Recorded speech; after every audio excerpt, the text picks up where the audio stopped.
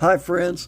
Welcome to the second part of Spiritual Warfare in Society. If you did not see the first part, is entitled Spiritual Warfare in the World Part 1, go find it before you listen to this video, because a lot of what I'm fixing to share won't make any sense. You'll be confused, and you really need to know what's going on. So go find Part 1 and then come back to Part 2. If you watch Part 1, here we go with Part 2. Some examples of what's happening in the world that are part of spiritual warfare.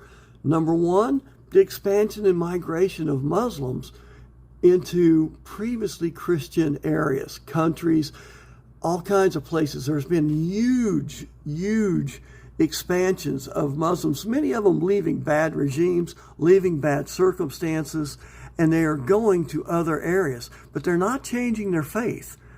And as a Christian, we know that the Muslim faith does not match up to what the Bible teaches us to be correct.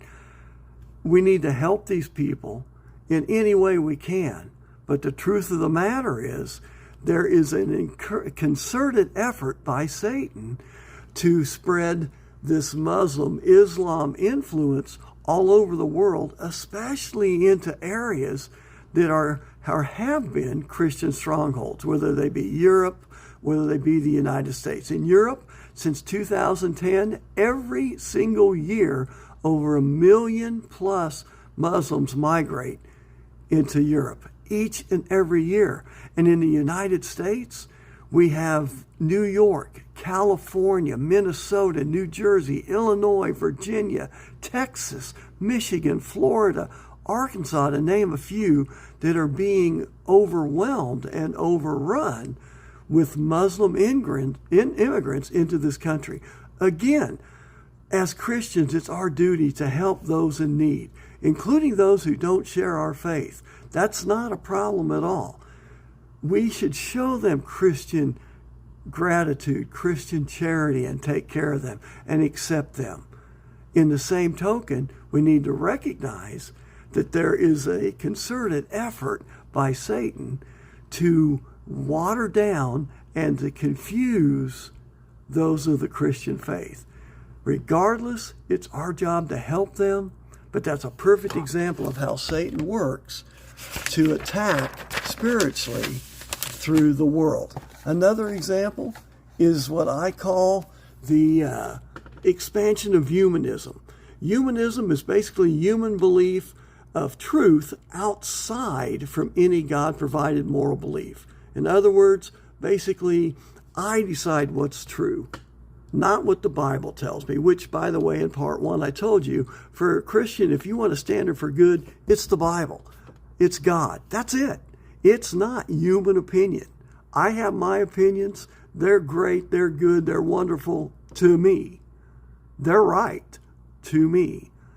But when it comes to push to shove, I've got to go back to that book, to the Bible. And we have a massive movement in this country away from that book because it's old, it's not relevant, it's out of context, and all these other lies that Satan is promoting in our minds in society. Look at the social issues that are going on with abortion, with homosexuality, with gender confusion and the changes. These are all items that it's not my opinion. It doesn't matter what I think. I need to love these people. But what it also tells you is the Bible tells you that all of these things are incorrect. They're not biblical. They don't match up. But the world is telling us you need to accept them, you need to embrace them, you need to celebrate. And as Christians, my job simply is to love everyone. We all sin. My sins are just as bad in God's eyes as any of the sins of any of the groups that I just mentioned. I am no better than they are. Do you hear what I'm saying? I am no better than anyone else. My job is to love them. My job is to allow God to be the deciding factor on how things get handled. I'm just telling you what the Bible says. These things are not what God asks for and wants. But he also wants us to love and take care of each of the people that we're in contact with everyone we meet, okay? God will handle those things in His time and His way. And you may be wondering, well, it seems unfair. Some of them are born this way or they're confused about these things. All I can tell you is we serve a God that is perfect. The problem with a lot of these beliefs is it somehow implies that we have no input into that decision, that He somehow made a mistake. And I am telling you, friends, He doesn't make any mistakes. So those challenges, and they are challenges, are possibly the cross that they get to bear. Just like each of us have challenges in our lives that we have to bear as well. Some of them are health. Some of them are personality. Some of them are addictive traits. Whatever the case may be, each of us has something that we have to fight against within our nature, that we have to work hard every day, every minute, every second to avoid, because it's not what God asks us to do.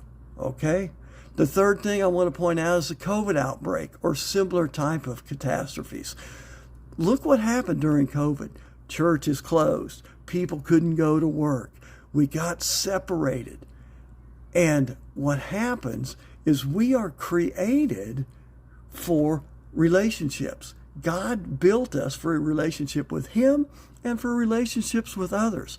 And when we got taken out of church, out of the workplace, out of seeing our family, out of seeing our friends, our neighbors, our communities, if you don't think we all suffered, just look at the rise in depression. Look at the rise in suicides. This is all a Satan worldwide scheme. That's the type of stuff he can do. If you don't believe me, go read Job 2 at what all he is able to mess with in our world. And one of those things is illness and sickness and health, as well as weather and all kinds of stuff, but only with God's allowance. So God maybe used COVID to test us and to see how we would handle our faith when things happen. And the fourth thing I'd point out is just changing weather patterns. Again, going back to Job chapter 2, Satan can affect weather. He can do all kinds of things. And we are looking at the things that are happening, and it's dividing us. There is huge disparity within the human race and in our relationships because of these things. Always remember that God is there for all of us. He loves us. He's taking care of us. And that's what He wants. But we have to love each other in spite of our differences. It's not about who's better or who's right or wrong, because He tells us He and He alone will be the final judge. Your and my job is to love each and every person that God gives you the opportunity to be in contact with, regardless of whether you agree with their lifestyle, their belief system, or what they do. Reach out, love them, and let Him do His thing when He says it's time. Thanks for listening. Look next for spiritual warfare on an individual basis, because that will be coming next.